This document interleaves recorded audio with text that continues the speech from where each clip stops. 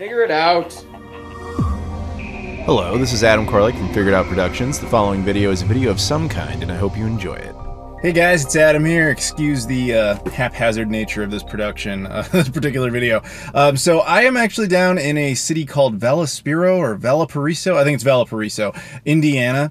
And I don't live here. I live in Chicago. I live about an hour away from here. And why would I be down here? Well, I did a little bit of a road trip today. I was contacted by a guy who goes by the handle Keith Courage, which is a big clue. That's not actually the gentleman's name. But he reached out to me and he was like, hey man, I've seen a lot of your videos over the years and I noticed you had a lot of PC Engine hardware and TurboGrafx 16 hardware that needs some work. And, you know, turns out he's like one of the most prolific modders and I guess you would call them repairers, maintenance men, whatever, for that particular console. And he was just like, man, if you want to come on down, I'm happy to like look at anything you got and repair it and do some upgrades, whatever. So I took him up on that very generous offer. I'm going to show you guys the stuff we have here.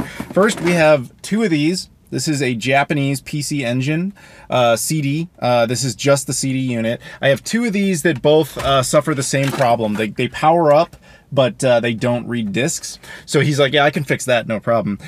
Next up, I have an American TurboGrafx 16. There's actually nothing wrong with this particular console, but he was like, dude, I can RGB mod it, because the only way to get video out of it was the RF port, or there's, you know, aftermarket things that you can put in the back, but he was like, I can just do a straight up, like, you know, RGB mod, so you can use like Genesis, I think Genesis Model 2 RGB cables with it, or RGB SCART cables, so I was like, sure. And finally, a Japanese PC Duo. This is a PC Engine and PC Engine CD in one unit. This unit works except for the disk drive. It's never been able to play games. So he's like, yeah, I can fix that too. He might RGB mod this as well. I'm not sure. But yeah, maybe he'll do some recaps, that sort of stuff, maintenance. I don't know. But either way, I'm looking forward to meeting him and getting this stuff repaired. And I'll pick it up from him in a few days. But yeah, I'm in Indiana. And now he and I are going to meet up and go have Buffalo Wild Wings. And we're back. Quite the adventure to Indiana. A few days after the footage you just saw, he told me the consoles were done and I could come get them. So I actually drove down there in like the middle of the night, no traffic, nothing going on. So I just stopped at his house. He handed me a box of the consoles. I actually handed him something else that we're gonna see if he can get this thing, you know, somewhat repaired and upgraded. Time enough for that. There's a little tease right there. But when I came back, I actually ended up filming the last segment of the Playload episode for June 2020, just so you guys could kind of get a tease of what was coming. But now it's time to talk about all of this in detail. Just a little quick recap of everything, because I know that PC Engine hardware, TurboGrafx 16 hardware is not the most commonly recognized thing, so we're just going to do a quick little update or refresher on what all of this is. Right here in front of me we have the PC Engine interface unit, along with the white PC Engine and the now repaired CD-ROM System 2. My buddy Fox found this in Japan. I was with him. We were both in the same hard-off store. He found the unit, and it actually still has the lid part too. It's cool. It's like a laptop, you know, or at least that's the idea. Is you carry it like a briefcase almost. It's neat. But anyway, so didn't work for reasons already previously explained. Now it does. And then I found a second one of those last year. This particular one that is a different color. It has the core graphics, which was just like an upgraded version of the PC Engine, and the color scheme obviously matches on the interface unit, but they didn't apparently change the PC Engine CD itself. It's just the same thing. Same exact problem, discs wouldn't read, but now they do, sort of. We'll get back to that in a second. Also, again, American TurboGrafx 16, which has had various changes, and the Japanese PC Engine Duo. Not the Turbo Duo, not the American version, but the Japanese version. So, let's go back to the interface unit. So, everything that Chris worked on is now repaired. The two drives work, the TurboGrafx is upgraded, this is upgraded and repaired. But I ran into an issue that isn't at all his fault, it's just something we wouldn't have known was an issue. In the case of this interface unit, it has no problems. You'll turn it on, you'll see the console will automatically boot to the PC Engine, which needs a proprietary little card. This is essentially like, probably the wrong terminology, but it's essentially like operating system software, so that it knows to look over for the disk drive. Without that card, it doesn't ever play PC Engine stuff. So it would do all that, and it would detect the CD-ROM. The CD-ROM would even power up, but it just wouldn't attempt to do anything. It now works fine. This one is not the same case. What happened is that now I turn this on, all that same sequence occurs, it still happens, but the disk drive starts spinning. I'm like, okay, cool, that makes sense, it's repaired. But it never actually boots the game. And I thought, uh-oh, what's up with that? Long story short, I discovered it's the interface unit itself that's damaged. I took both of these units out of here, put them in there, they work fine. It's just the interface unit, so I'm going to bug Chris about that and see if maybe we can repair this. If not, you know, at least the actual pieces of these things work just fine, and we'll eventually hopefully tackle that other problem. But that aside, there's been no issues. So what I'm going to do here right now is I'll fire up the interface unit so you guys can get a sense of it. A little complicated, especially from this angle, and you have no idea the wizardry that went into all. You can't see it because I've got it blocked by the monitor, but there's a lot of cables and stuff back here. It's messed up. So let's power up. First you turn on the power base unit, which gets no reaction. Which it's been so long since I have used one of these things. I was like, is it broken? Did I screw it up? But I forgot. Oh, you also have to turn on the console itself. So once you do that, it takes a second, and then you can see we have the PC Engine CD-ROM version 2.1.0. Annoyingly, the cartridge aspect of all of these consoles are region locked, so that has to be a Japanese card. If I hadn't, just by coincidence, found a Japanese card with this unit, we wouldn't be able to test any of this. It was just, again, coincidence. But yes, fortunately that works out. The disk drives, though, are region-free, oddly enough, which also works out quite nicely because I only have 2 games. I have, my buddy Fox gave me this, I believe it's Fatal Fury Special, and I was given this at a convention in Sacramento a couple years ago. This is the Sherlock Holmes Consulting Detective. Terrible game, but it allows me to at least test all of this for all that. So the one I have in there right now is the Fatal Fury game. Unfortunately, that particular card is not advanced enough to make this game run. What you'll see is an error screen. So I'm going to go ahead and press run.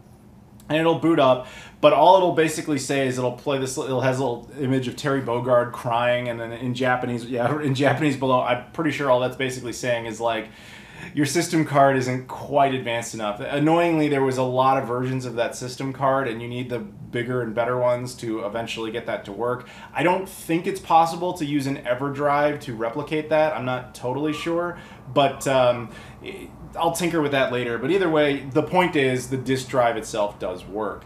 Now, there was no RGB modification done to this thing. We're just using the original composite output that comes off of the interface unit. I have it hooked up to the RetroTink 2X. I've got it outputting at 480p with a the smoothing mode on. Then, because this monitor only supports 720p and 1080p input, it also has an M Classic connected to it in retro mode, giving us a 1080p signal so that you can see it. For composite on a tiny little screen, not bad. Not bad at all. But the point is, the disk drive does in fact work on it. So, the next thing up I'm going to show you guys is the TurboGrafx 16. So let me power this down. You guys are just going to have to kind of bear with me a little bit because I have to kind of reconfigure some stuff. I think that this one's the easier of the two changes. Okay, it should be good to go now. We have our TurboGrafx 16.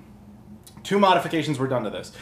First is the RF port was removed and replaced with an RGB slot. It is the exact same port as the Sega Genesis Model 2, and that's awesome because you can use Sega Genesis Model 2 SCART cables, or if you want, you can use the HD Retrovision component cables, which is again what I have connected here. So the other modification, I don't know if you'll see it from this distance, but hey, power LED, which is awesome because the TurboGrafx 16 infamously didn't have one. So now the game we have in there is Splatterhouse. Now this, hopefully you can tell even through that limited amount there, looks much better because it's not running composite anymore, it's running full-on RGB.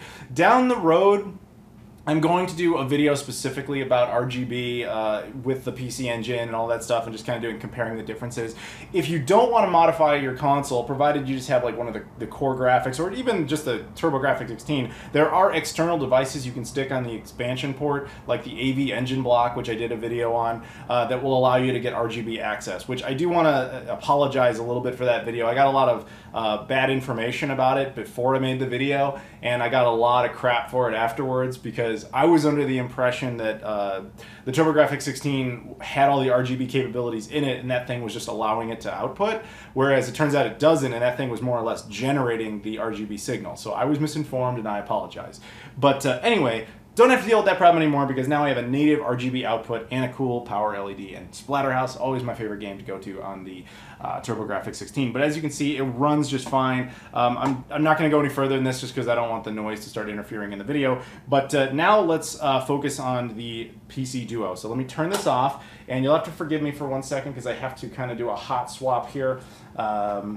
Because, again, I know you can't see it, but there's a lot of different little converters and adapters and things back here that make this a tad more complicated. But at the same time, it wouldn't be my channel if it wasn't needlessly complicated. So let's get the power. Come on, you can do it. You can. There you go. All right, so that's set up. Now, we have the PC Duo over here. The PC Duo needs, like I said, it needs this card in order to boot. So we'll put that in there. And like I said, the disk drive is region free. So even though this is the Japanese unit, I have an American game in there. In 1 second, I'll show it to you. But first, let's just talk about what was done with it. So cosmetically, it looks no different. Externally, nothing has changed. It already had a power LED. It already has the original port on it. So like, what did he do? He actually commented on it because he was like, yours is in amazing shape cosmetically. Like the buttons are actually purple. They haven't faded or yellowed or anything like that. I picked this up in Japan a couple of years ago. It wasn't expensive or anything, which is great over there, but the disk drive didn't work at all. It did read carts, but that was really all it could do. And so he went ahead and he's like, okay, I fixed the disk drive. This was the thing that needed the most work. I fixed the disk drive. I also recapped everything. He's like, that's kind of common with these, is they need recaps. I don't remember if he said that some of them were already dead and he was just replacing them, or if he was just future-proofing. Either way, he did do that. And the other thing is he did the RGB mod. The RGB mod's interesting because the output port on this thing looks exactly the same as a Sega Genesis Model 1. Like the exact same pinout. I think it's also the same one that's used on the Neo Geo AES and the Neo Geo CD. But annoyingly, it's not actually the same one. Like the cables will fit, but they won't do anything. So you need an RGB SCART cable specifically for the PC Duo, which is a little niche. But I was like, oh, that's going to be a problem. And then I had an epiphany. A random coincidence that solved that problem for me years ago. I don't know if anybody remembers, I'm sure a lot of you do. I have a buddy named Chip who lives down in Austin, Texas. He was actually on my podcast for the better part of a year. I've done a lot of live streams with him every time I get to go down to Texas, well, specifically Austin. And, you know, he would show up on there. Chip is the kind of dude who's just like purges his stuff from time to time. So the first time I ever met him, which I think was like 2015, 2016, in his house, and he's just like handing me stuff, and I showed you guys all this stuff on the channel at some point. But one of the things we found was this random SCART cable, and we couldn't really figure out what it was for. I looked at the pinout, and I'm like, this looks like a Genesis SCART cable. And he's like, I don't even own a Genesis. Why would I own a Genesis SCART cable? I'm like, you tell me, dude. And he was just like, I don't know, just take it. You like SCART, you do all that stuff. And I was like, okay. So I took it back thinking that's what it was. I couldn't get it to work with a Genesis. So I was like, I think it's just broken. And I remember this. I was like this close to just chucking it. And then something told me not to. So I just put it in a closet and forgot about it. And eventually, I learned a little bit, after I got my PC Duo, I learned that, I looked at it and I was like, damn, that port looks exactly the same. And then it was like, bing, but it didn't do anything. And I learned at that point it's because the console has to be RGB modified. So I'm like, I have this cable, you need it for an RGB modified Duo, which I don't have. Then I asked him, I'm like, do you own a Turbo Duo? He's like, no. Or sorry, do you have a PC Duo? He said, no, but I have a Turbo Duo. And I was like, you remember that SCART cable? He's like, oh, was it for that? And I'm like, I think so. And he's like, that's kind of ringing a bell. I think I connected it once and it didn't work, so I just kind of forgot about it because this wasn't modified. So long story short, or well, I've already told the bulk of it, I guess. I have an RGB SCART cable for the PC Duo due to sheer coincidence. And now that you've heard all of that, it is time to show it to you in action. And it looks amazing. So as you can see, once again, we're running the CD-ROM System 2 software. And, you know, this might be a shocker, but the Sherlock Holmes consulting detective game is not that complicated for this particular card to run. So now you can actually see it run. You'll probably hear music too. There you go. So it works perfectly fine. Yeah, and it looks, I mean, for what this game is anyway, the color palette, the video quality, all that stuff looks incredible. I've got it hooked up with the RetroTink 2X SCART at the moment.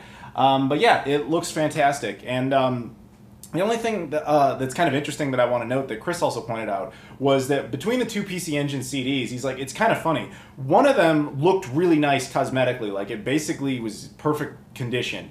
It was a little dirty, but not bad at all. And he's like, the other one was like really yellow and it was dusty and it just looked like it went through the war. And he's like, when I opened both of them up, the one that was like nasty looking just needed like a replacement gear. And the other one needed like this and that and this and that. But hey man, he got it done, and now everything's working saved for the interface unit, which again, he didn't even have access to. Nobody knew that was a problem, so Chris, I'm gonna bug you about that later.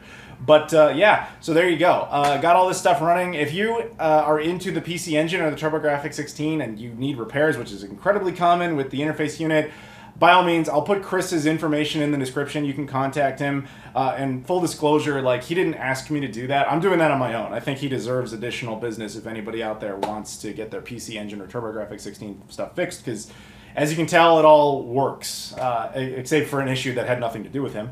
But yeah, awesome. Sorry about the cut there. So after I finished the bulk of the video, it kind of occurred to me when I said that thing about, I wonder if you can use the EverDrive to mimic this. I was like, why don't I actually test that? So let's find out. So what I've done is I've gone ahead and I've reconnected the PC Duo here. I've got the EverDrive installed. It's in Japanese mode, so we're going to go ahead and fire it up.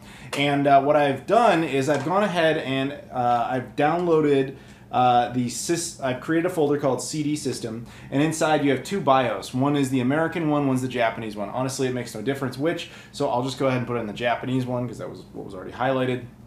And now you can see that it says version 3.0. So this is a more advanced card than we had before. So it was my hope that this would allow the Fatal Fury game to run. So I'll show you exactly what happens when we try to do that.